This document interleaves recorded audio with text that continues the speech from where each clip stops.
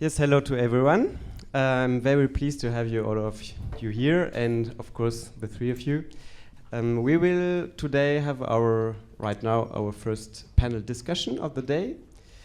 Later today we will have a presentation from Western Sahara Resource Watch, and then the workshops, and in the evening discussion again.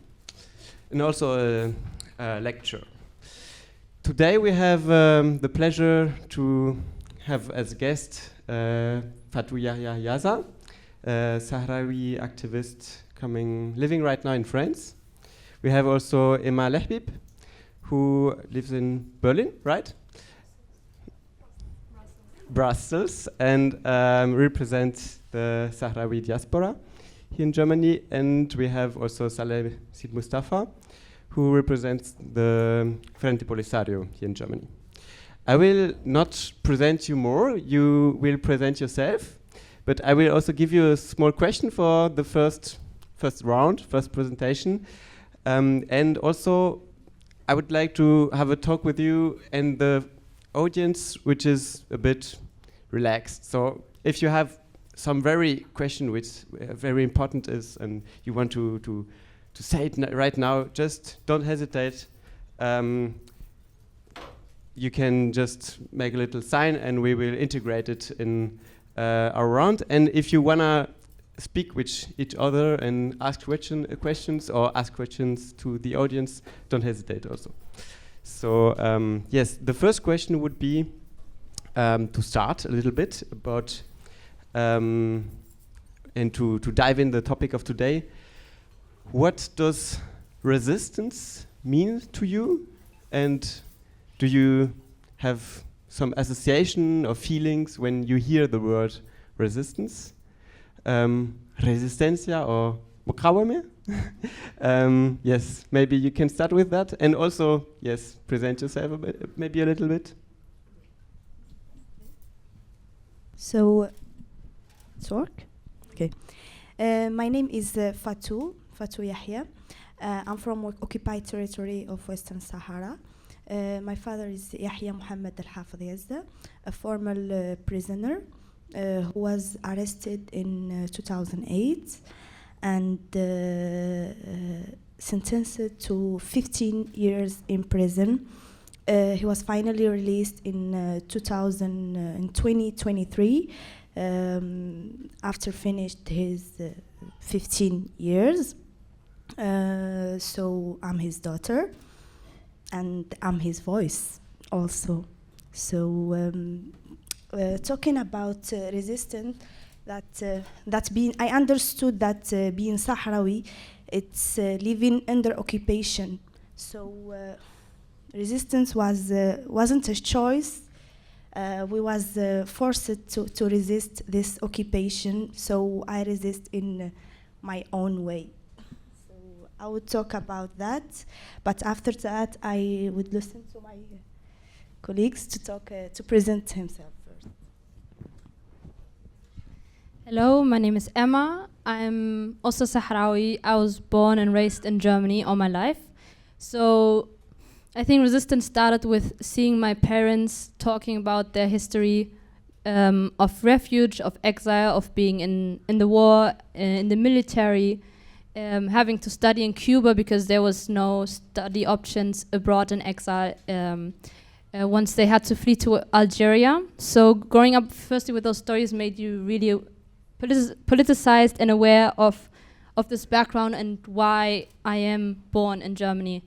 And also they always were active in the sense of organizing events, mobilizing people, talking about Western Sahara, because one of the first shocks I think for them was that whenever someone asked where you're from, a very popular question is that no one knew where Western Sahara is.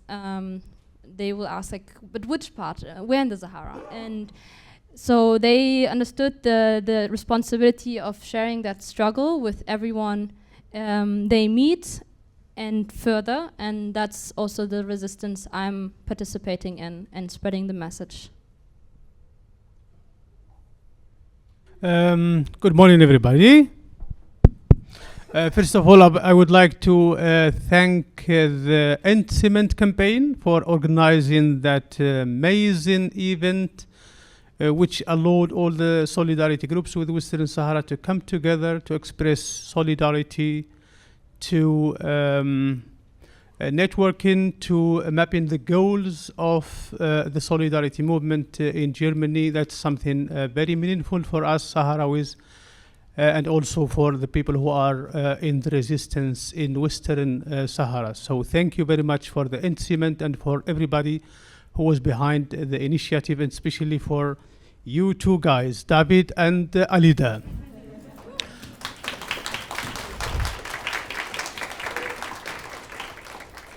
And why I am saying this? Because the Sahrawis are very aware that they have not only one enemy, they have two enemies. One enemy is in the home, at home, which is the occupation. And the other one is sitting here also in the Western world, where the main political decisions related to Western Sahara are taken. And the enemy that we have at home, we can deal with it ourselves. But the other one here, we need your solidarity, we need your support, and it's very meaningful for us. Speaking about resistance, I was born in the refugee camps. I was raised up there. As a kid, you will not get the meaning. You are in a society. You think that you are living in a normal way, going to school after the kindergarten, going to study abroad, and came back. And all the story that you have about the struggle is a kind of a romantic story from the parents.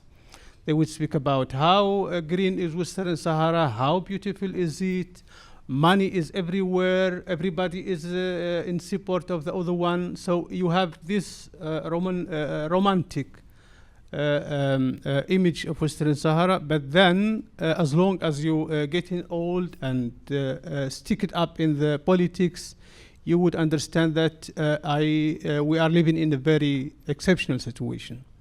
We are like in an international zone, in an airport terminal, where you cannot go back and you cannot also go forward. But the resistance will also be defined as not to give up.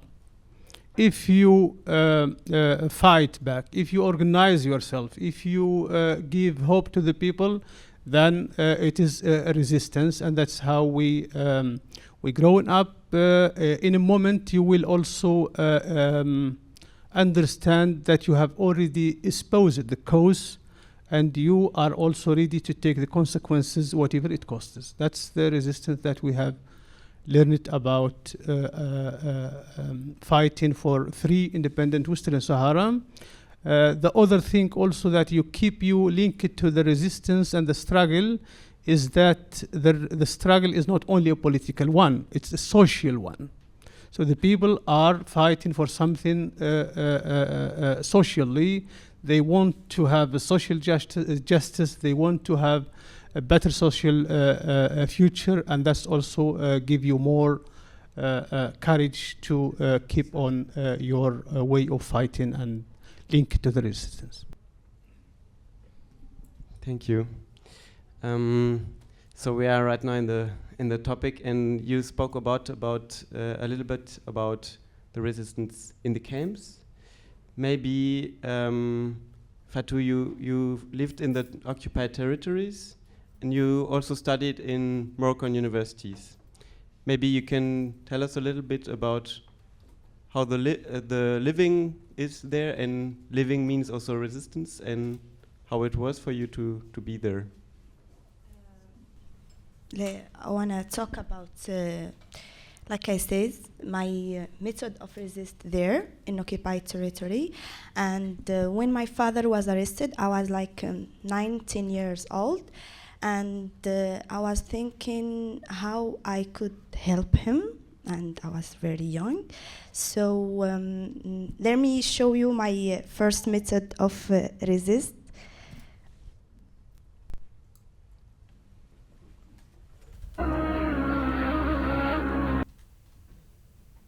this is my father.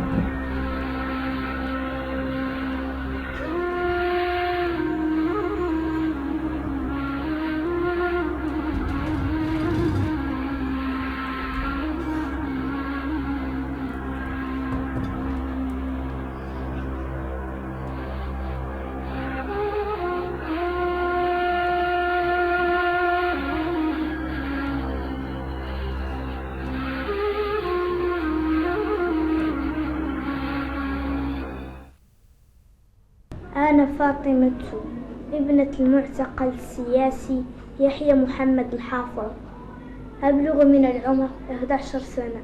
أبي معتقل في سجن ملول محكوم عليه ب15 سنة ظلم وعدوان، وهو يدخل في إضراب عن الطعام من يوم 4 أبريل 2009، وتجاوز حاليا 32 يوما. حرمنا من زيارته ومن الكلام معه، وهو مريض وأصبح في وضعية مزرية وخطيرة. Because it's in Arabic, I would not. So this is me in 2009. I started to filming videos and post it in YouTube. Of course, with the help, I asked help from my father's friend to translate it in several languages, so his story can reach the world. So it was my first method of resist because I was very young, and I didn't know that that really could help, because his trail was full by international lawyers, by journalists, by supporters.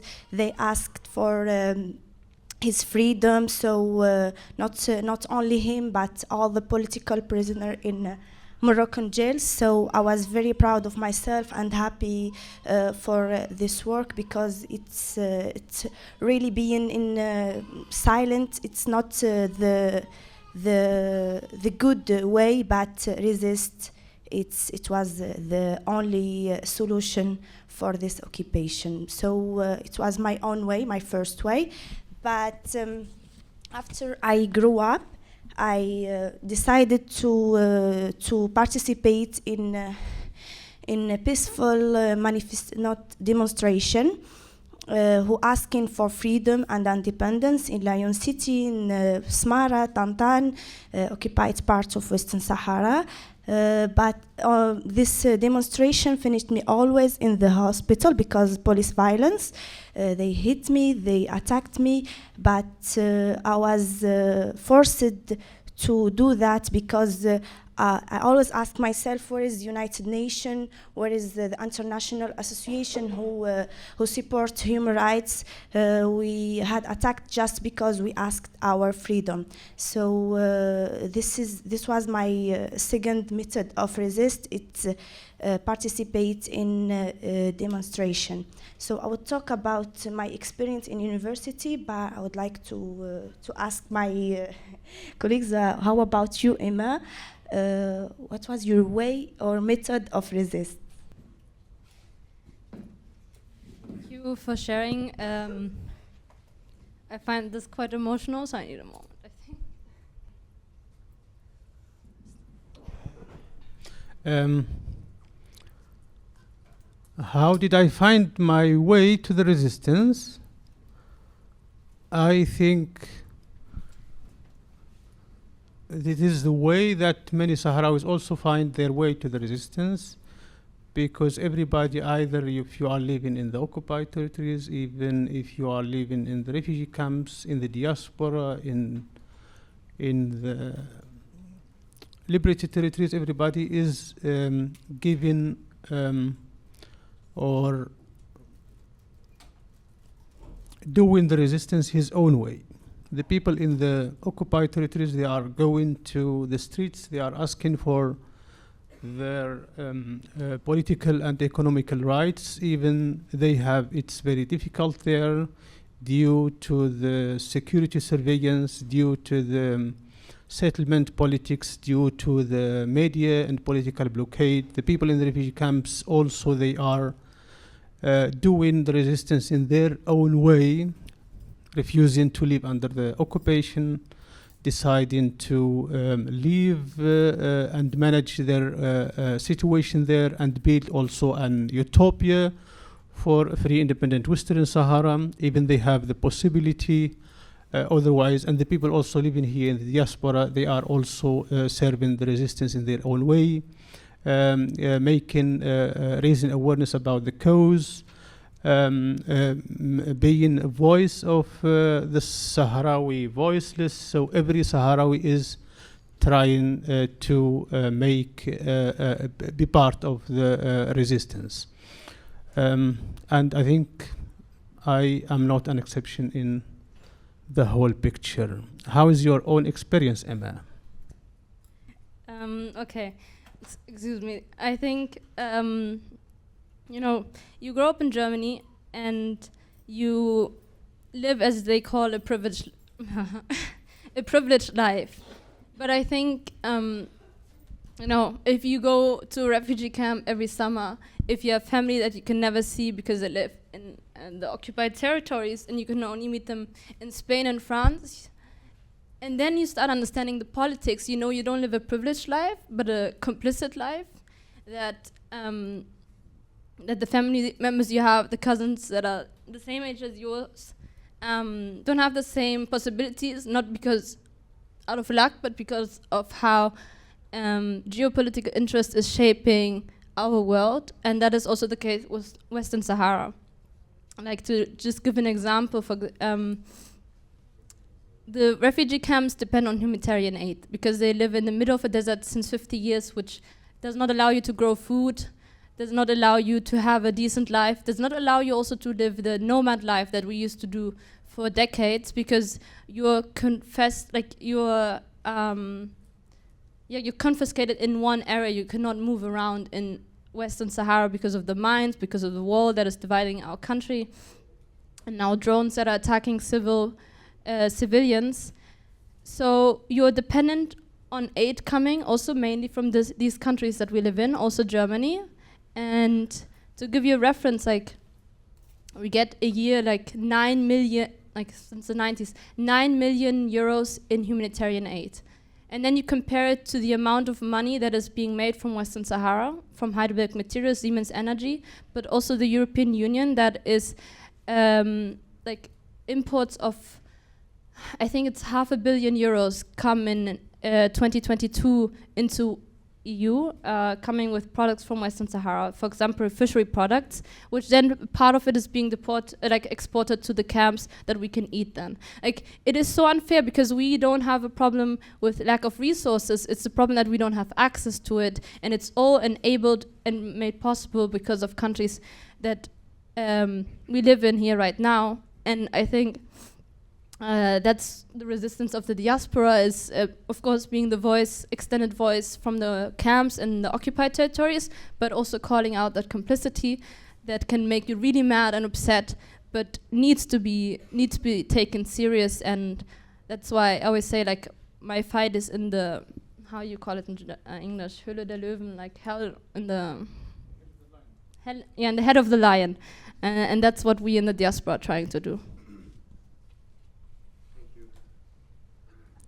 You talk a bit about drones. Maybe someone can speak a bit more about this, because I can imagine it's very violent, this terror of the danger can come from the air, can also come from the land, because there are mines everywhere. How do you live with this danger all the time? As Fina said in the comic a few minutes ago, since November 2020, the ceasefire has become a history. After Morocco violated the ceasefire treaty and went out to the buffer zone. Since then, there is another time also hostilities along the berm of shame, which is dividing Western Sahara into two parts. The Sahrawi, they strike Moroccan military positions along the wall, And the Moroccans also attacking the Sahrawis with the drones that they become from their Western allies.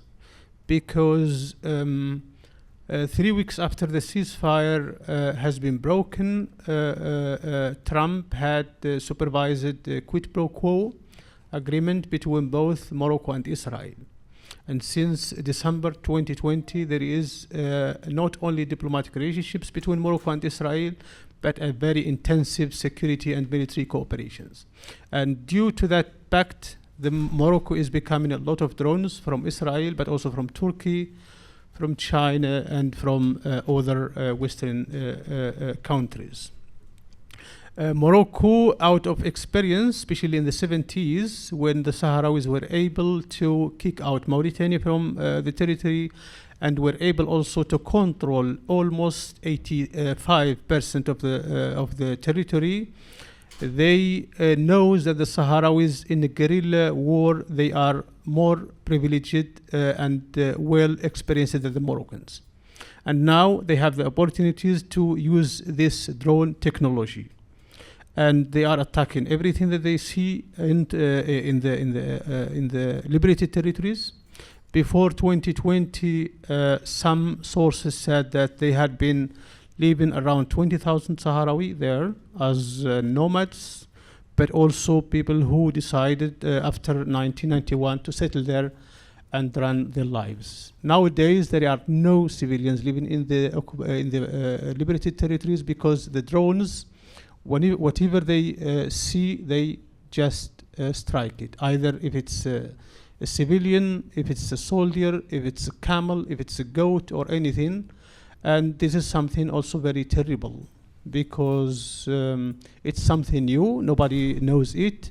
The Sahrawis who are running in the zone, they are using phones, and nobody knows that drones can track smartphones and also make it a goal. So it's a very trauma.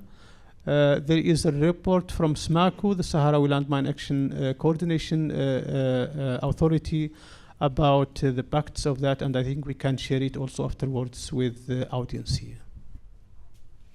Thank you. Do you want to add something about this, or otherwise I wanted to know, you studied in Moroccan University, where exactly? In Casablanca. Casablanca. Yeah. And there are some Sahrawis who study in Morocco, in the universities, and the resistance still take place also, but maybe on another way. Can you maybe describe how it is to live there and to study there? Of course there is a Sahrawi because we don't have a choice. There is no universities in occupied territory in Western Sahara. So we are forced to go in there to finish our study. So I was one of like all the youth, the Sahrawi youth. I considered myself as the ambassador of our case there. So our mission are telling the truth for Moroccan students there, because we have any problem with them. And Moroccan media share false information, false news about what's happened in occupied territory.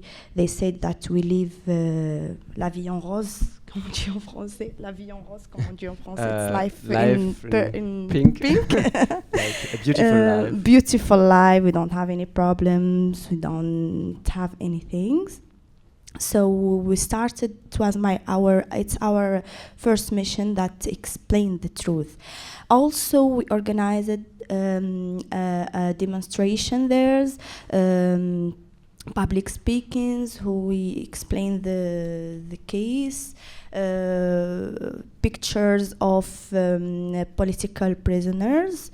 So we resist there by like this, like with the demonstration, with the open area to talk about that, having discussion with Moroccan teachers. They don't want, but we try to do that. They always talk with us, discuss. They said, don't tell that front of direction, but we don't have any problem with that. But we know very well that's not true. But they tried just to calm us and don't do nothing because there's a lot of victims. Police can be there, attacked us or hit us inside the university. So it was a very, very important experience and a very important one. That's what I can say. And also we had last year, so we observed that there have been massive protests in Morocco from the youth, I believe. And my question was, have there been any Sahrawis involved in the protest? And are there some bridges of like points of connection or some points where it's possible to at least speak with one another or even demonstrate together, or is it really separated, the one from the other? I will try to give a start. So Morocco is has a very repressive regime. And you have the 3 taboos, which are don't speak bad about God, don't speak bad about the king, don't speak bad about the land, which means Western Sahara. So any Moroccan who might actually be supportive or at least not pro-occupation is scared for their life to say something about Western Sahara. And what Morocco really understood very well in this repressive regime is how to turn each other into enemies. So growing up here in the diaspora, you meet, of course, Moroccan people, Moroccan kids your age or parents, and whenever you express that you're from Western Sahara, you tend to be attacked, not physically, but oh, you're a separatist movement, Western Sahara doesn't exist, it's Moroccan, and sometimes really in an aggressive manner. And it's only because it is so tied and inherent to the Moroccan nationalist discourse to have this great Morocco, and that it's understood as like an anti-colonial fight. The Europeans drew the lines, and now we get back what is ours. So it's very emotionally loaded. And then adding to that is that Morocco, like most Moroccans, live in extreme poverty, under extreme repression, the same way as Sahrawi people do in Western Sahara. But instead of seeing each other as allies, because we have one common enemy, which is the Moroccan elite, the Makhzen, the king,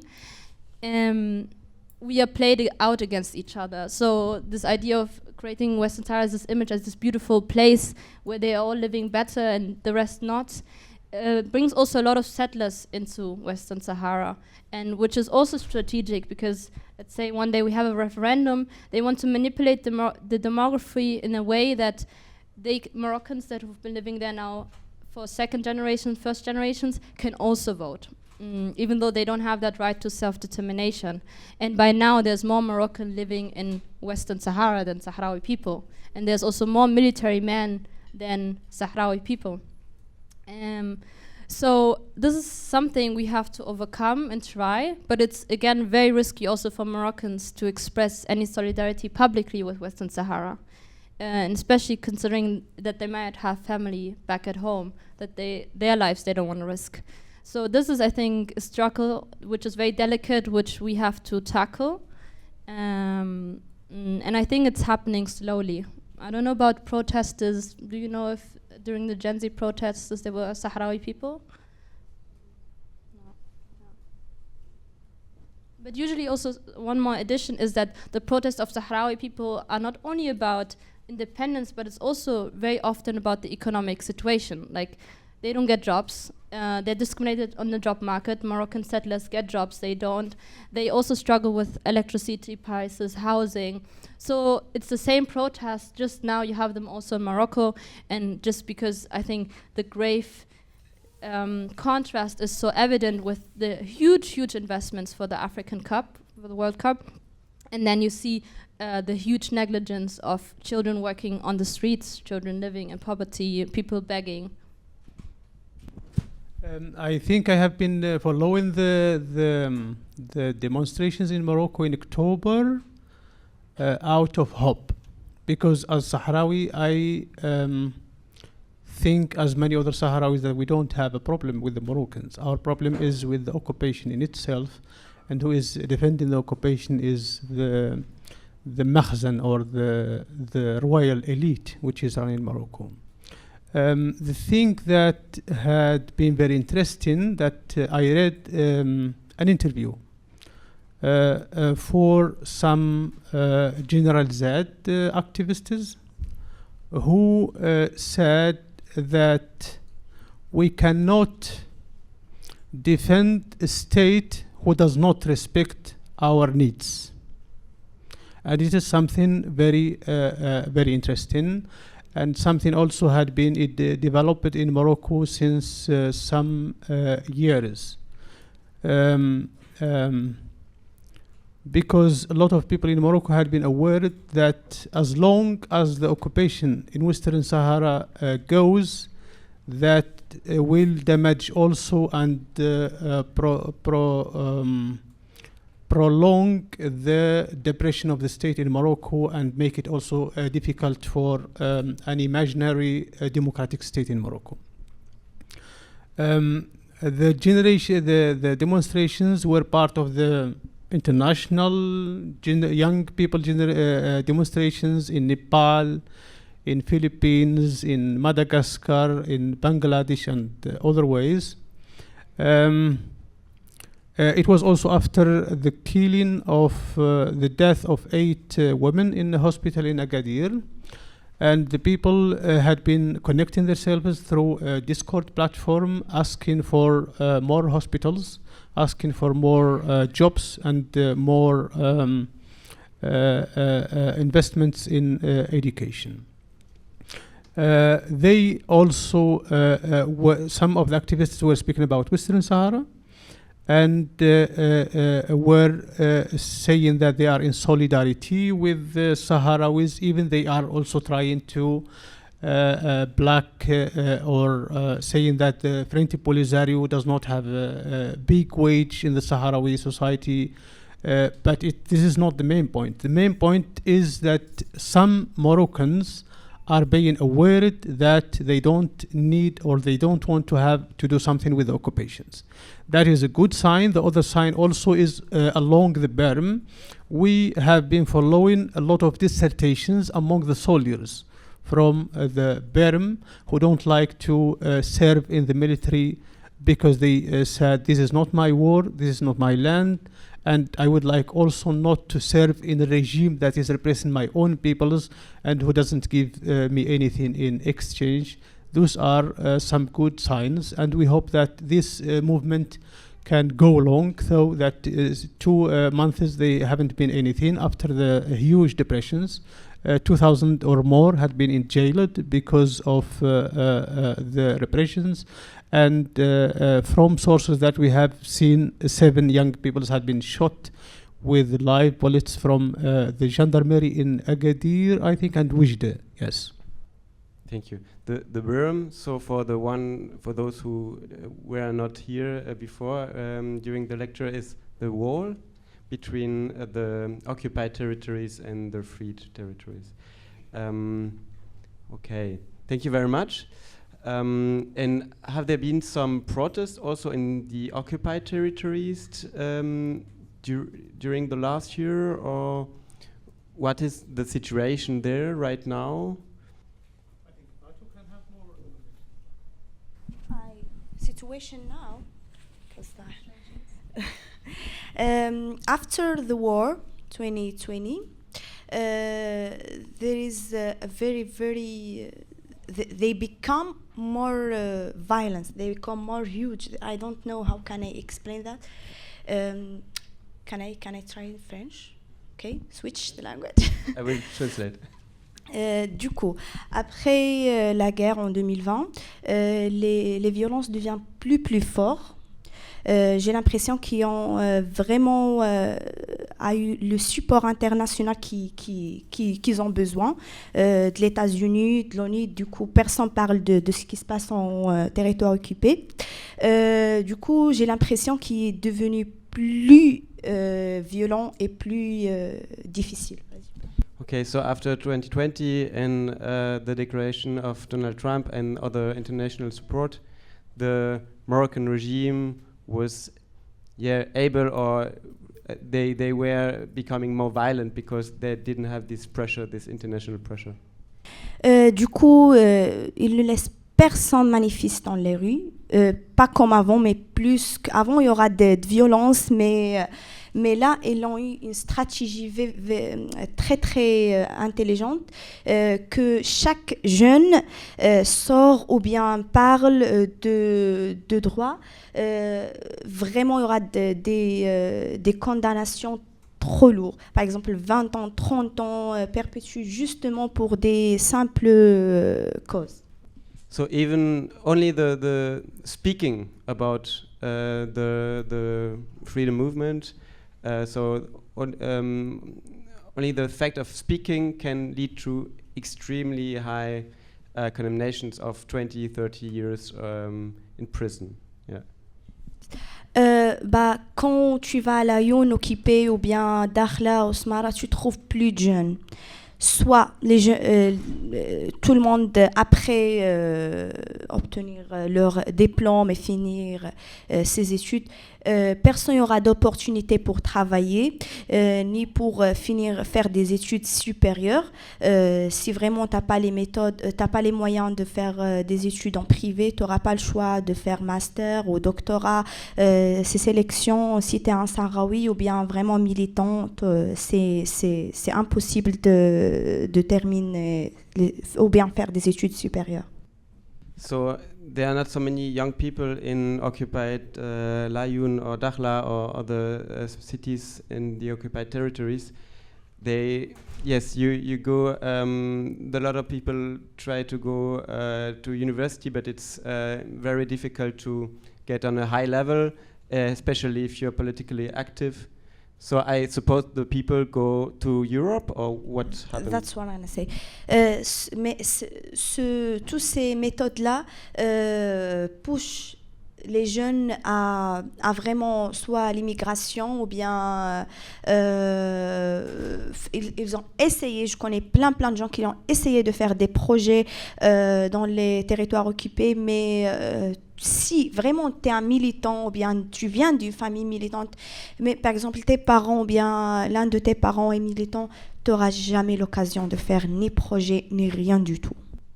So if you come from a family where people were active, like Fatou, with your father, you don't have any chance to have any social or economical position in Morocco, right? Exactly. À cause de ça, on n'a plus de jeunes dans les territoires occupés du Sahara occidental. Vraiment plus de jeunes, on dirait il reste 20% des personnes là-bas. Du coup, la situation actuelle, il n'y a plus de manifestations. On ne dit pas plus de manifestations 100%, mais 80%, c'est pas comme avant. Avant, il y avait plein chaque jour. Même tu ne trouves pas de manifestations, tu trouves des drapeaux dans la rue, quelqu'un qui dessine. Du coup, vraiment, c'est la stratégie qui a fait le Maroc contre ces jeunes est efficace parce que, imagine que tu finis tes études, chacun finit ses études et après ça tu cherches du travail, tu trouves pas, tu restes en chômage dans des années et des années. Du coup, tu n'auras pas le choix que l'immigration. So this strategy of, I would say, no future was very effective because young people didn't find any jobs and couldn't study what they wanted. And so a lot of them were forced to emigrate. So right now, there are maybe 20% of the young people there were before. And before a few, maybe, I don't know, decades ago, or there were a lot of everyday resistance, like flags in the streets or anything, or a lot of protests. And right now, we don't see that anymore because the people are just not here, because they don't have any future anymore. Vraiment, je trouve que c'est pas une faiblesse. On n'est pas faible comme peuple, mais c'est 50 ans de l'occupation. It's 50 years d'occupation. It's not easy. So I think it's because of that. Thank you. So if there are some questions from the audience, just tell me. I would take this your last sentence and ask you about maybe the history of the movement. 50 years. This year is 50 years of occupation, but also 50 years of resistance. We had last year here our first conference about Perspektive Widerstand, which was about Rojava and the Kurdish freedom movement, which also lasts since a few decades.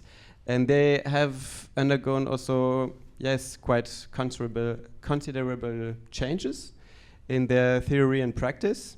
So we have also some Kurdish people here. And there have been a shift from a rather authoritarian Marxism-Leninism to democratic confederalism and ecology and freedom of women. In the last decades. So I wanted to ask, in the last 50 years, I can imagine the situation is different, but also maybe the resistance, maybe also the theory of resistance and revolution. Do you have anything to talk about this? Like what changed maybe today in comparison to a few decades ago?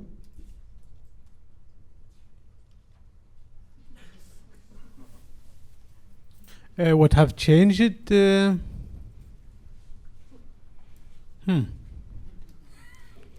Well, the determination is still there.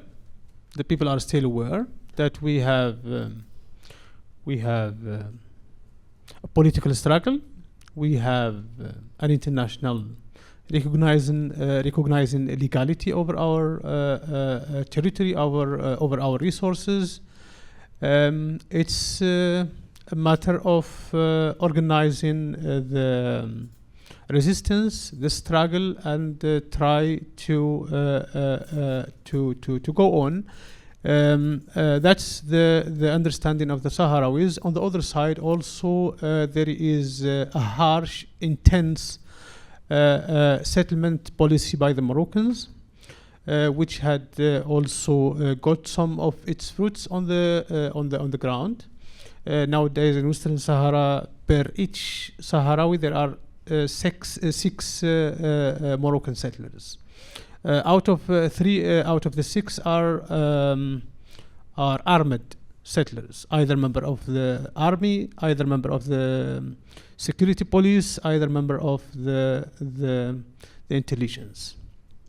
And it makes very difficult for the people who are living in the occupied territories when it comes to a demonstration, a confrontation, or making a real resistance. And that's also what we have seen in the Gdeimezig protest camp in 2010. The people did not demonstrate inside La'youn. They went out of the city, 10 kilometers out of the capital, and settled their tents there and started to ask for their economical, social, and political rights, because they had understand that if they organized it in La'youn, they had no chance with the settlers, with police surveillance and other ways. Morocco also is trying to buy everything or the regime. I hate using the word Morocco, because speaking about Morocco, we are speaking about an elite regime who is benefiting from everything, and the majority of the people are Moroccans who are victims, as we Sahrawi are also. They are trying to sell everything, getting the international investors in occupied Western Sahara, making also very difficult not only for the Sahrawis but also for the Moroccans. People are speaking about not only education, jobs, and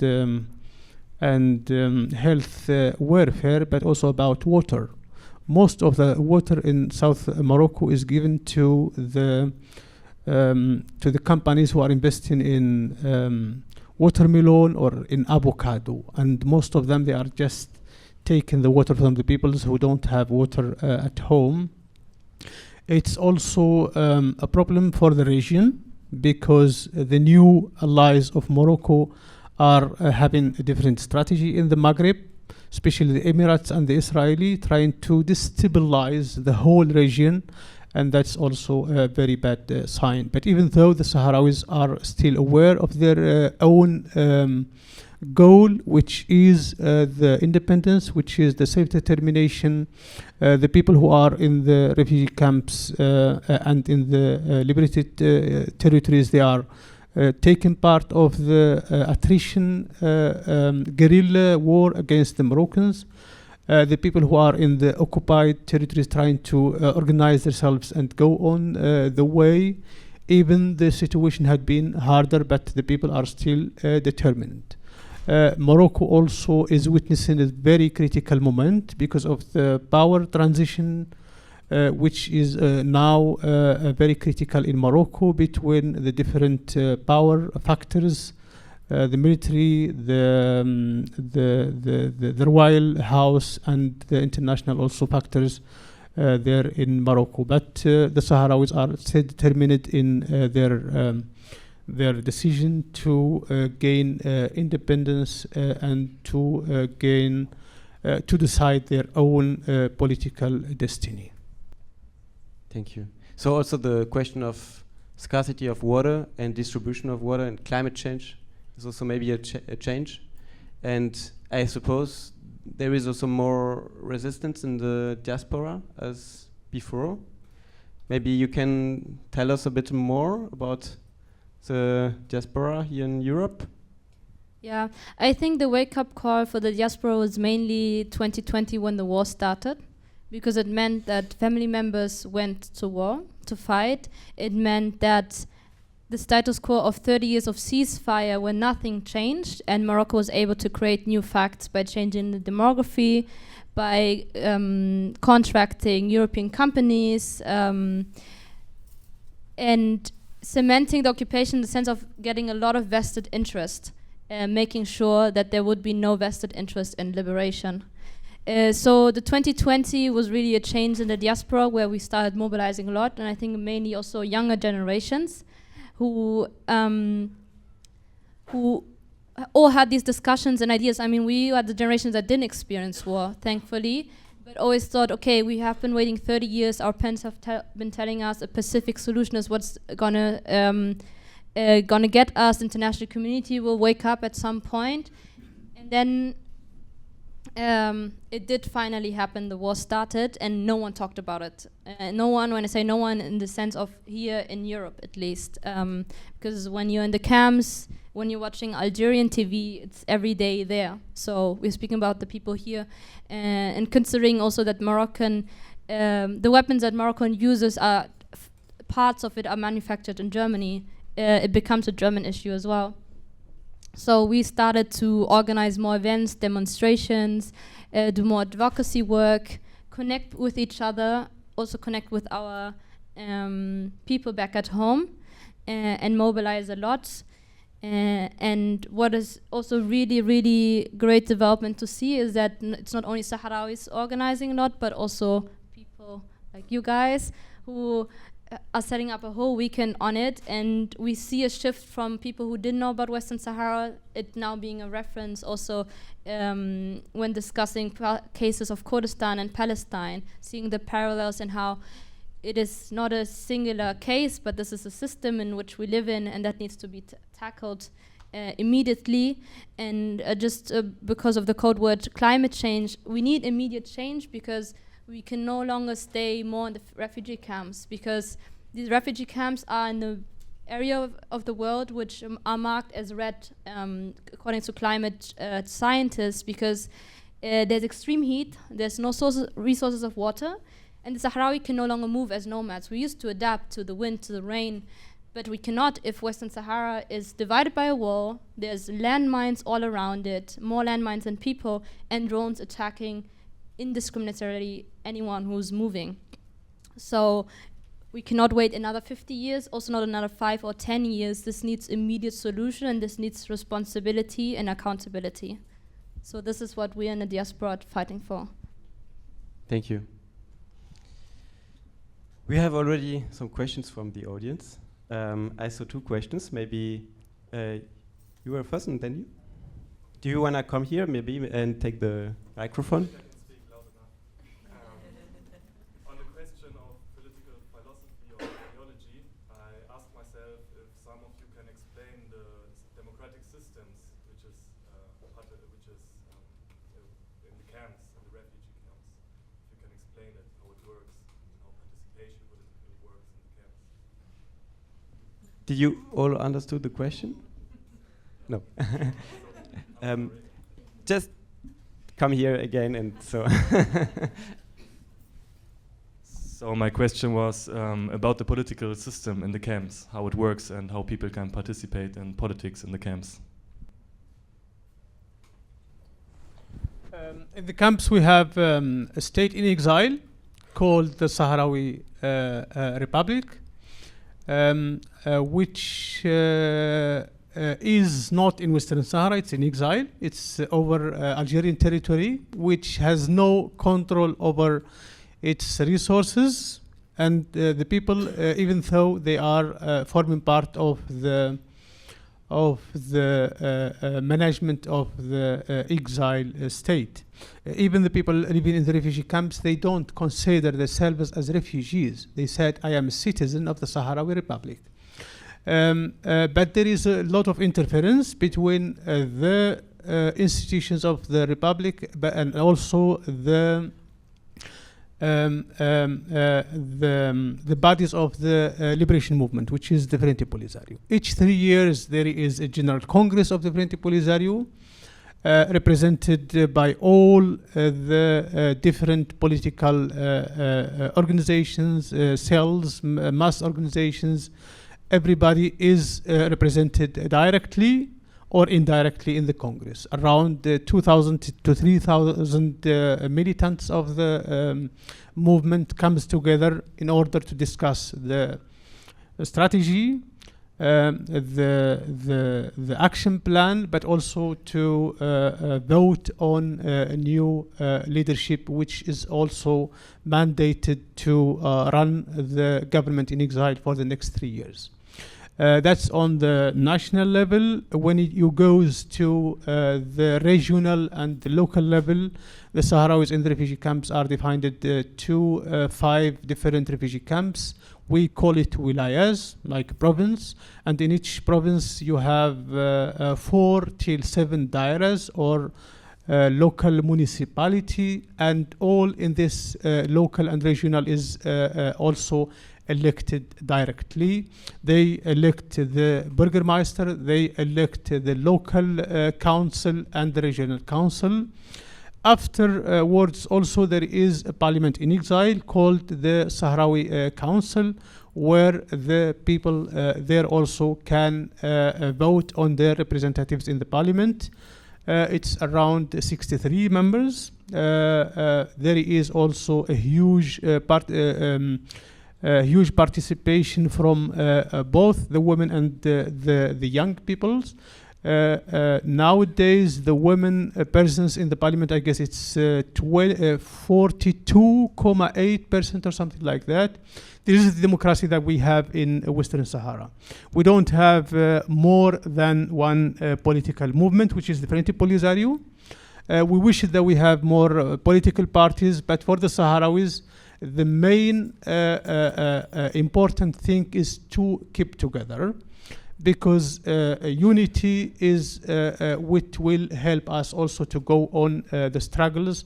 And in the Sahrawi constitution, it's very clear written that once we get our independence, there is also the right for other political parties. That's the democratic that we have now in exile, away from home, without any resources, and most of the people who are also working in the public sphere, they consider themselves as a voluntary. You don't have a salary, you don't have any kind of other motives in your job. What you are doing is doing out of voluntary. That's my impression about what we have. What is your impression, Emma? You have been there like 6 months last year. Yeah. Yes, I came 2024 in November and spent 5 months or half a year basically. And one of the first big events that I experienced were the local elections. And this was on a very local level, so even lower than the local municipality.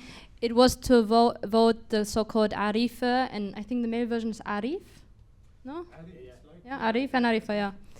Which, like, this translation is like the knowing person, and they are basically responsible for. So the female version is responsible for 15 women, the male version for 15 men, and there's also for certain professions like teachers, kindergarteners, because, by the way, every service, as you said, is provided by Sahrauis. So we're the one teaching, we're also the ones who are the doctors and treating patients.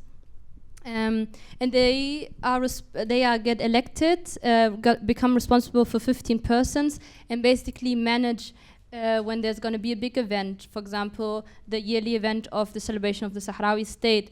What do we need in resources? How do we celebrate it? How we set up the parade? Who can provide the food? Who can host people? But it can also be that the people can always speak to the Arif or Arifa if they have issues in the neighborhood, something with the water is not working, and they send the message over to the next level. So it is not only it's not from above to lower, but from grassroots to the biggest hierarchy in the sense of like the presidents and the ministers, and also it's not in the sense of a hierarchy of who decides above whom, but rather a functional sense in who has responsibility for what. And if you come to the camps, you will see that we work and focus as self-organized people. So if there's problems, it's people between each other managing. The elders take responsibility also for the youngest. So if there's a car accident, if there's a marriage or a divorce, it's them taking care, and we don't need the state as much. So the state functions rather as a framework protecting the people, but everything is working in a self-emancipated and a collective manner. And I think it's also the philosophy of our peoples is solidarity, is working together, participating in society, and the state is a guidance for that. Thank you. So it's very interesting because it's another form of democracy to the parliamentary democracy that we have. The political differences, they are there, but I assume, but they're not in the different parties, but within. And it remembers me a little bit the democratic confederalism from the Kurdish freedom movement. Super interesting. Let us speak more about it. I will just take the next question from the audience. Maybe you can just come. I wanted to ask a few questions that one of my daughters asked me, and I did not have a good answer. Maybe you can help me. I still can't answer her. Talk about a feeling that... sorry, what was your name? I forgot. Emma. Talk about a feeling that Emma described it, that like we that are like from the global south, like whether we are like immigrant or diaspora or a refugee, like we end up here somehow inside a fortress Europe, and then you have like all those nice things, like I don't know, we can have vegan Nutella or like heated houses, you know, there's hot water on top. It's just like you have all these wells, and then you feel complicit because you being there, like you know how it is with like poverty and violence, all the effects of colonialism. So you want to do something, you don't want to just be complicit, and then you get into this activist milieu, and then we do a lot of demos, I feel like, in Germany, we do a lot of protests, and after you've been like 5-10 years protesting, it kind of feels like the protests don't do anything. Like we try to raise awareness, and then we raise the awareness, and the powerful people don't care. Like we do a lot of protests, I don't know, don't send money for Turkey to make drones. And then we make this big demos, like take this street, and then the government keeps sending money for Turkey to make drones. So the first question is like, do you feel like there is a point? Is it helpful to like keep organizing this like protest type of action? Do the Sahraui feel that this is something that they benefit from, like concretely, when people in Germany do the protests? And two is like, so that's question one, and question two is, let's say that you have like 1,000 people that you got in Germany that are like moved by the suffering of the Sahraui, and we want to do something about it, and out of the 1,000 are committed, and they want to do like a big demo in Berlin or Cologne or something.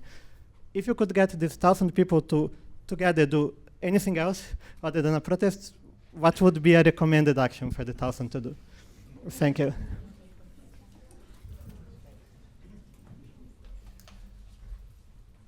Emma, can you also for Fatou do a bit of a summary of the question? So the question is coming, I guess, from an activist experience, from always protesting, being politically educated, and then you look back and it's been 10 years of doing that and nothing changed. And the government continues doing the same thing. They keep supporting the Moroccan government, or they keep letting Turkey send drones to attack Kurdish people. What do you do? Is there a point in that? And then the second question was, what are concrete actions if we have like 1,000 people who want to do something? What can they do other than protesting? So I'm going to advertise later part of the program, but we're going to have workshops with a bunch of different activist groups who have different approaches that are maybe a bit more concrete than protesting. So I would suggest attending those. I forgot at what time, but I think tomorrow or today in the afternoon. Today. This afternoon. Yes. For example, what I do a lot is based on resources, because the resources, as long as there's economic interest, there will be no liberation. So we write letters to companies so they know there's people actually watching them, because they think Western Sahara, no one knows this place, we can do whatever we want. We attend the annual general meetings where they sit down with shareholders and we raise the issue in front of shareholders and try to scare them, saying, this is a risky investment you're making because you're in a country that you're not supposed to be in. European courts have ruled against it. It could be at any moment that you're expelled and might be even paying compensation. So the good thing about rich people is that they care about their money a lot, so they might reallocate it. So that's something that we see also companies that have withdrawn. And I recommend looking up the organization Western Sahara Resource Watch, and we have also members here who will also present something at 2 p.m. And also a big issue with Western Sahara is that people just don't know about it. So whatever companies, but also the German government says in statements, no one will question it. No journalist is going to write an article about it, or just only very like knowledgeable journalists that we also have one here who's going to present tomorrow. So actually raising awareness is, I think, for us one of the key issues, because that's where accountability starts, because then governments have to explain themselves, companies have to explain themselves. So we want to make them uncomfortable, and then we can see the next steps. But I think for Western Sahara, really raising awareness, and more than protest is really organizing events and getting new people to join to make 1,000, 2,000, and etc. Thank you so much. If you want to add. I don't have anything to add, but I would say that Let's put the issue in its context. Western Sahara is today, like yesterday and the day before, is a European responsibility. Spain withdrew from Western Sahara in 1975 without ending the decolonization process as it was asked by the UN. And that's why Western Sahara is still nowadays the last colony in Africa. France was one of the big allies that had supported Morocco militarily, but also economically. Nowadays, Morocco is receiving a lot of money from the EU as part of the association agreement. Morocco has also an advantaged status as an outside ally in the NATO. So the most of the bad things that we receive as Sahrawis is coming from Europe. Europe has a legal, historical, political, but also moral responsibility when it comes to Western Sahara. And Germany is one of the big motors of the EU. That's where most of the money comes to the pockets of the people working in Brussels, who are friends of the Moroccans, serving them with money, with incentives, with a lot of things. Even the equipment that is given to the Moroccans as part of the migration combat is not kept in Morocco, but it's used against the Sahrawi in the battleground, either drones or radar surveillances or other military equipments. That's why it's the time for the solidarity movement to mobilize here and to do something. It might be demonstrations, but also keep the companies who are involved in the plunder of the resources to be held accountable, especially Siemens, Heidelberg, ThyssenKrupp, and Costa Marina Fish and the others. That cannot go for ever.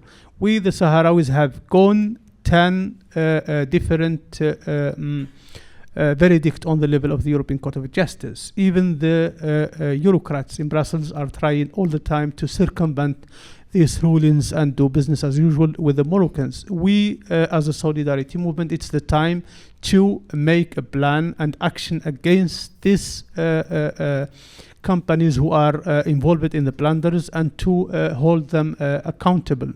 Because as long as the multinationalities are involved in Western Sahara, that will also prolong the drama and the tragedy of Western Sahara. So the demonstrations are good, but something also concrete in the future, showing the multinationalities or doing big actions. That is the time for it to give a positive sign for the people who have been suffering for 50 years. Je veux juste rajouter quelque chose.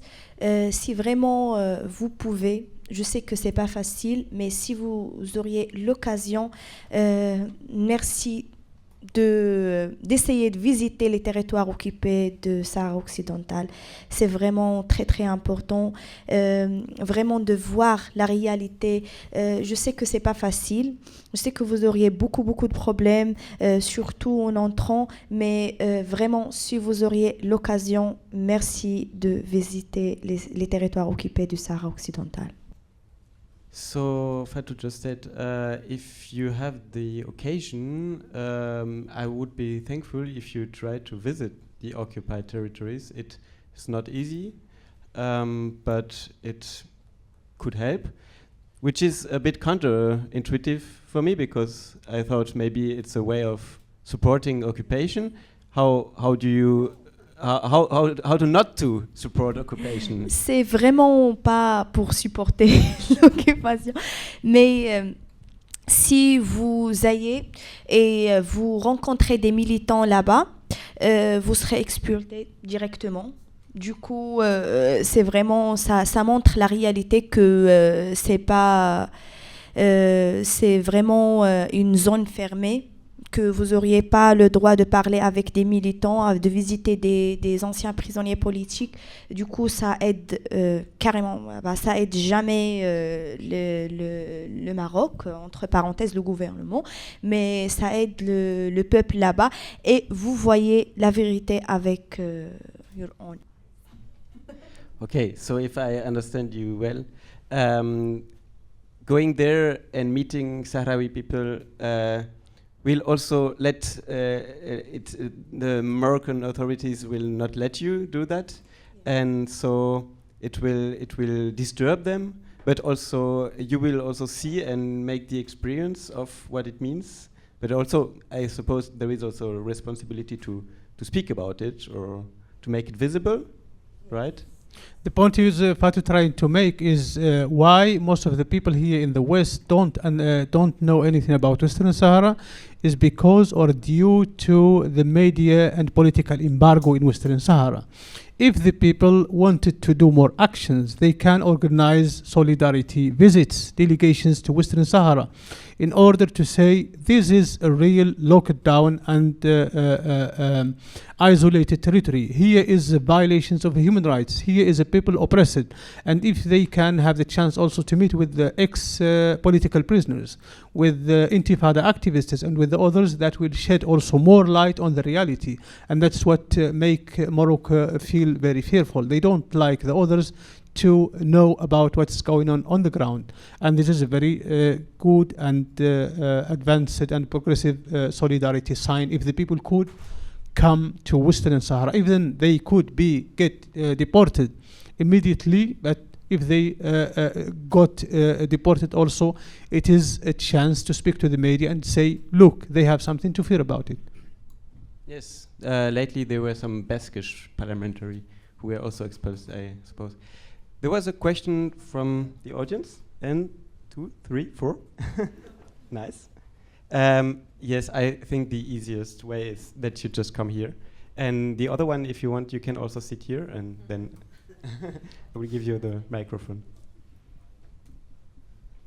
So I wanted to ask, how do you preserve your own language, and do you actually understand each other because you come from different regions also in the West Sahara? I speak Arabic and French because I learned it in school, but English I try to improve myself. Du coup, je peux parler en français. J'ai étudié le français dans l'école, mais l'anglais pas. Je l'ai rencontré moi-même. J'ai essayé de favoriser mes compétences. Mais première langue est l'arabe, français et l'anglais. Surtout depuis 2020, je vis en France. Je ne maîtrise pas l'anglais, mais j'essaie de faire le mieux. Et les autres, je pense qu'ils ont l'opportunité de faire ces études à l'étranger. Emma et Saleh, je ne sais pas par rapport à eux. Just quick translation. So Fatou learned, of course, Arabic as a first language in Hassania, and French at school. But she learned English by herself, and she lives in France since 2020.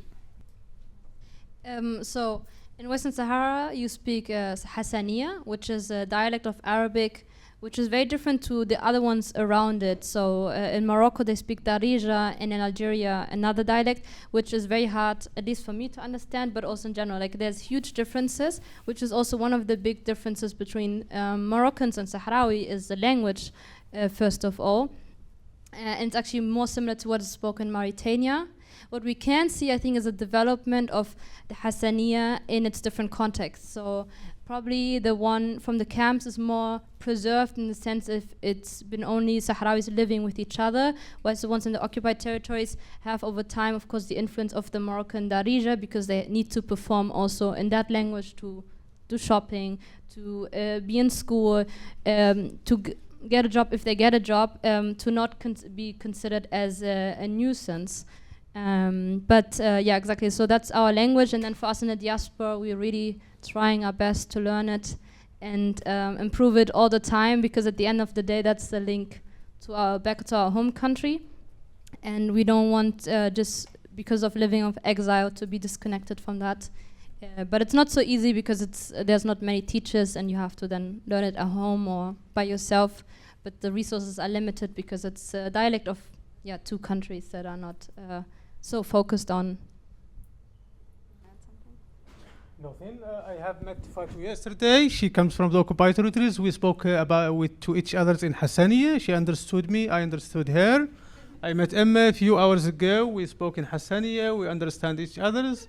And that reminds us that our struggle is not political or social, but it's also about identity. And a part of the identity is to keep the language, is to keep the cultural identity in order also to fight against the assimilation and cultural struggle Morocco is trying to put on us. So we speak Hassaniya.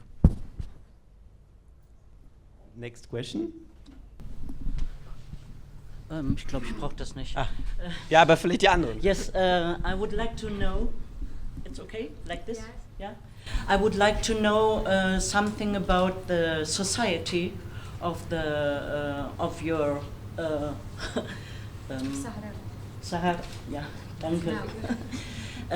Are there still people that own land? Are there still people that that take profit from the collaboration with Morocco or with other imperialistic lands? What are their position in front of Polisario? And I would like to know more about the society, about the social structure of your people. Good question. The Sahrawis had lived for centuries as a nomadic society. And in a nomadic societies, there was no such word of land ownership. The nomads, they move from a place to look for green grasses for their camels and also for the water. Then afterwards, when the colonialism started in Western Sahara, and especially in the 30s, the Spanish colonial power started to transfer the lifestyle of the society for more settled people. That had been also a trauma in the history of the Sahrawis. The Sahrawis are mixtures of Arabic descendants, tribes who migrated from Yemen 7 or 8 centuries ago, and with some also Berber natives of the Maghreb, who lost also their language in some point, which is not spoken pitly today in Western Sahara, and also with sub-Saharan Africans. That is what built the Sahrawi society together. The Sahrawis lived in tribal social structures before, but the tribal had its positive, but also it has its bad side. When the revolution started in Western Sahara, like 55 years ago, the vanguard of the revolution, they decided to make an end with the old tribal systems, and they said, we defined ourselves as the Sahrawi peoples. We are not anymore the tribal nomadic Sahrawis, and since then the Sahrawis are gathered in one national identity, which is the Sahrawi identity. Of course, there are some collaborators in Western Sahara. That's the case in all the history. Few peoples who are linked with the Moroccan occupation machine, capitalists, who also collaborating with the Moroccans, even they are very isolated in the society, and they had a very also bad reputations, but collaborators existed in every liberation movement.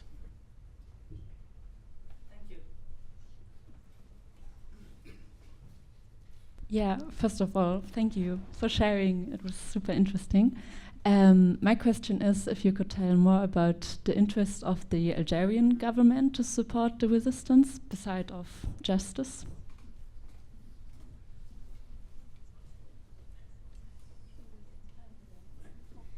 I will start and then you maybe add on. But so Algeria has a big history of kicking out the French out of their country, and it was a very bloody war. It's called also the country of a million martyrs, because so many people died for the struggle, and not only for the struggle but also under the colonial state. And I really recommend reading the book Frantz Fanon, The Wretch of the Earth, and then the later parts to read about the way the French military and French intelligence was treating Algerian men and women and others. So Algeria has this intrinsic motivation in the sense of it supported every liberation movement, so it was not only the Sahrawi people, but also against apartheid in South Africa, with the Cubans, with many other contexts, with the Palestinian context. And Western Sahara, those are their neighbors right next to them. And Morocco is, in parallel, has a very different diplomacy, a very different foreign policy discourse, which is, I always like to say, like Stockholm syndrome. So they love France despite everything they've done to them, but it's because the Moroccan monarch is empowered thanks to the French state. So the French state promised to leave the country, to leave Morocco in 1956, but in exchange to get economic interest and still benefit from it. And in exchange for that, they would support the Moroccan king to keep the uprising and keep the democratic movements, the leftist movements, from never being able to actually change the country. And that has been the case for the past decade. So the the Moroccan king is basically in the service of the French state. And that's very much the opposite of how Algeria is working, where they don't let themselves be told of their former colonial power what to do. And they're also the ones that politically on international states always take the case of Western Sahara, even if that means repercussions. Or and because they're a state with a lot of oil and gas and countries depend on them, they can keep that position up, and for that we're very thankful. And I think giving a territory for 50 years, providing us with electricity by now, streets, it is much more than geopolitical interest, but really a big gesture of solidarity for which we're grateful for. But of course it's also a policy of a bigger understanding of against Western influences in Europe and against colonialism, which Morocco is supporting wholeheartedly, the Moroccan regime. So that's what I would say to it.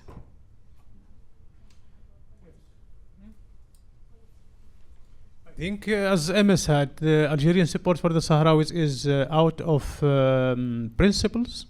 They have supported the different liberation movements worldwide, not only in Palestine, but also in SWAPO in Namibia, for example, the ANC in South Africa, Frelimo in Mozambique, Frelitin in East Timor, had been also supporting a lot of guerrilla movements in Latin America. So they stick, how to say, Troy. They stick loyal to their history. That is one side. The other side also, the Algerians understand the expansionist ideology of Morocco is something very risky for them. We heard Netanyahu like 2 months ago speaking about Le Grand Israel. In Morocco, Le Grand Maroc existed since 70 years. And when they said the Grand Morocco, they speak about the western part of Algeria, the whole Western Sahara, the whole Mauritania, till the Senegal also river and parts of Mali. So they think also they see themselves as victims of this expansionist ideology. And that's where comes this historical support of the Sahrawis. The refugee camps are on Algerian territories, even it is under 100% Sahrawi management, but the Algerians also are supporting when it comes to the shortcuts with the humanitarian aid, as Trump made like some months ago. They helped with health evacuations when it comes to the hospitals in the refugee camps are not able to treat risky situations. They evacuated to Tindouf or to Bashar or to Algiers. They also supported Sahrawis with asphalted roads, with the electricity network, with phone coverage, with water, and everything is for free for the Sahrawis. So their support is out of convincement. Even if you go so that when you go to Morocco or listen to the Moroccan propaganda, you would hear that the Sahrawis are just proxy for the Algerians when it comes to the war with the Moroccans. But out of my experience, that's what we have witnessed. It's out of principle, their support. It has not been changed since 1975. Even during the dark black decade in the 90s, when Algeria got in civil war, they kept on loyal to supporting the Sahrawis. Maybe a last question, because lunch is waiting for us. Is it possible, or are you both for question there? Yeah. Okay, or short answers. The last two questions and short answers. Thank you very much. From a left perspective that does not see inherent value in national states, can you talk to me about your perspective on fighting for an independent Western Sahara in contrast to fighting for a shared state of Sahrawis and Moroccans free from the regime and from neo-imperialism?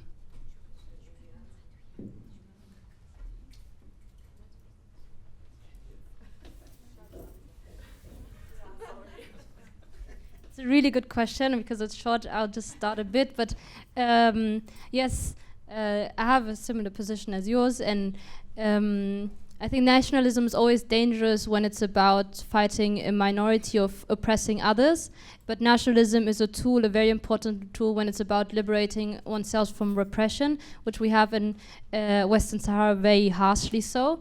And I see the liberation of Moroccans and West Sahrawis together in the sense of not one state, but in dismantling the Moroccan regime. I think when Western Sahara becomes free, the Moroccan king has either the regime fell before or after. I think it's not possible to have one without the other.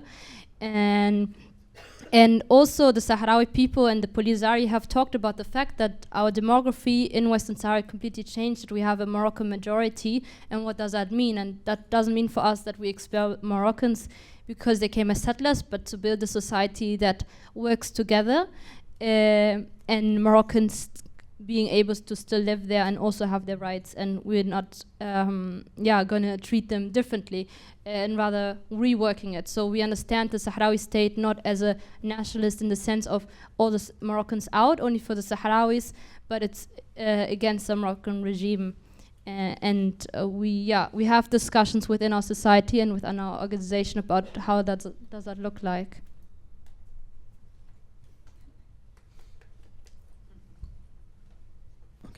Can you hear me? Yeah. Okay. So Fina earlier said that in the society of the West Sahara, where women are considered as the backbone of society, then you also told us about these local elections, and you said one woman is responsible for 15 women. And I wanted to ask you if you can tell us a bit more about the role of women in the resistance. Okay. Du coup, en parlant des femmes sahraouis, je pense que vraiment ils ont une valeur très très importante dans la société, surtout dans la vie politique. Franchement, si je parle de territoire occupé, franchement, on dirait les militants sahraouis, les hommes sont en prison. Du coup, ce qu'il reste manifeste dehors, ce sont des femmes sahraouis. Du coup, si vous faites des recherches sur Internet sur les manifestations au territoire occupé du Sahara occidental, vous trouvez que des femmes qui manifestent, que des femmes qui ont, on dirait 90% des femmes qui manifestent, qui ont des photos sur les mains, des drapeaux. Du coup, pour moi, franchement, je trouve qu'on a une valeur extraordinaire, soit dans les territoires occupés, ou bien les campements de réfugiés, ou bien Diaspora. Mais les femmes sahraouis ont eu...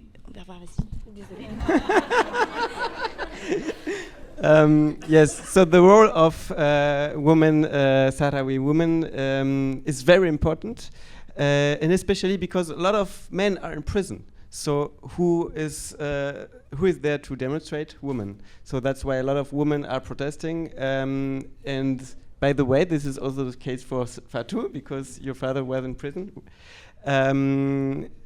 Yes, maybe you can, or did I forget anything? I think I disagree with Fatou. The women are not going out to the streets because the men are locked in the prisons, but because the women are more courageous than the men in Western Sahara. Are the ones who built the refugee camps, are the ones who are going daily on the streets. I agree. And, yes. Not just because of that. Not just because of that. Just very short, because I agree what you mean, but your correction is very important on the narrative. Because before in the camps they say the same. Women build the camps. Sorry.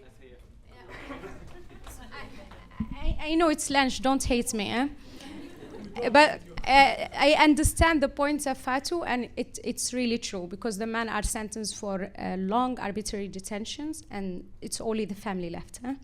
But it's also, I like his correction, because it's very important with the narrative. And this narrative, we hear it when we are grown up as a woman in the camps. And by the way, I'm from the camps.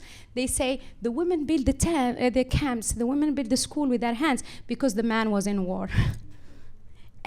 Even though women were also part of the war, you know? So it just, it's not that you are saying wrong, but it's more about the wider... It's not just because of that, but one reason. Specifically in occupied territory, it's... Thank you very much. For the end, I have maybe a super little round of one thought, because we're in Germany, and it's not very different in France. We have a lot of we experience here a shift to the right, to the extreme right, and so a lot of people are anxious, and it's normal to be anxious and overwhelmed by this right shift. You have a lot of experience, of collective experience, of resistance. Maybe you can share with us one thought or something to what could help people here, what could help us in the upcoming years of resistance.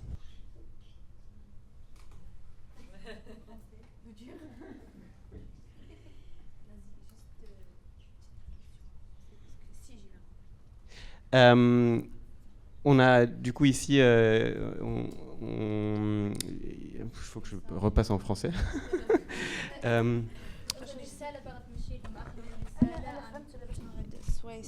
C'est le dernier message que je veux envoyer. L'extrême droite est de plus en plus forte en Europe, en France et en Allemagne. Il va falloir qu'on se... Je suis tellement en anglais là, j'ai du mal à passer en français. Il va falloir passer à la résistance. Et vous avez énormément d'expérience collective de la résistance.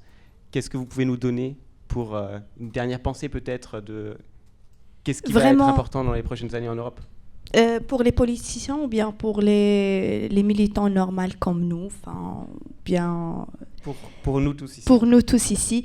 Alors le message que je veux envoyer pour tout le monde, soit ici ou bien dehors, déjà je vous remercie beaucoup pour votre temps et pour votre présence, parce que ça nous donne beaucoup d'énergie de terminer notre combat et avoir de l'espoir, parce que franchement dans les années précédentes on n'a pas beaucoup de support, notre cause est oubliée totalement, même il y a plein de victimes, il y a plein de prisonniers, il y a plein de tout ça, mais il n'y avait pas vraiment le support que nous aurions besoin. On a besoin vraiment de publier la vérité, ce qui se passe vraiment au territoire occupé du Sahara occidental, parler des prisonniers, de souffrance des familles des prisonniers politiques sahraouis. Franchement, ça, c'est le sujet que je peux parler beaucoup dedans, parce que j'ai eu l'expérience comme enfant d'un prisonnier politique sahraoui qui est passé 15 ans en prison. Okay. I'm also a bit tired now. Yes. So you said basically it helps to share, to speak about stuff, because you had also the situation of your father 15 years in prison, and what helps you is to speak about Exactly. Ça me donne vraiment, même mon père est libéré, mais j'ai vraiment toujours l'envie de parler des prisonniers politiques parce que je me sens que je représente les familles des prisonniers politiques. You spoke a lot about political prisoners, also other one than your brothers. And yeah, that Because once your father, once your father became free, you still continued your struggle because you speak about families that are also affected by political. I consider myself like one of them. Even my father is free now, but I feel like I really want to continue this combat because there is more than 35 political prisoners now in prison, sentenced at 30, 50, 20 years perpetuity. I don't know. Perpetuity. Forever. So it's not easy to have this taboo. We don't talk about it. Thank you. Emma? Yeah. Two little thoughts. When I saw the mobilization in Gießen against the formation of the AfD youth, that really gave me hope, even though they were facing a lot of police brutality, and probably a lot of people experience it for the first time and know about it now. It makes me hopeful to see such a big move of anti-fascism and formed coming together from so far in very early hours and committing to this. So this gives me hope, and I don't think I've seen this amount of politicization in years. Same also with Palestine. I think we are connecting the dots, which is what we have been needing, that we're not doing our singular struggles, anti-fascism or against genocide or against Moroccan occupation, but it's all connected. And I think one thing I learned from my family and from my people, the Sahrawi, is to never give up, because the only thing you always have is hope.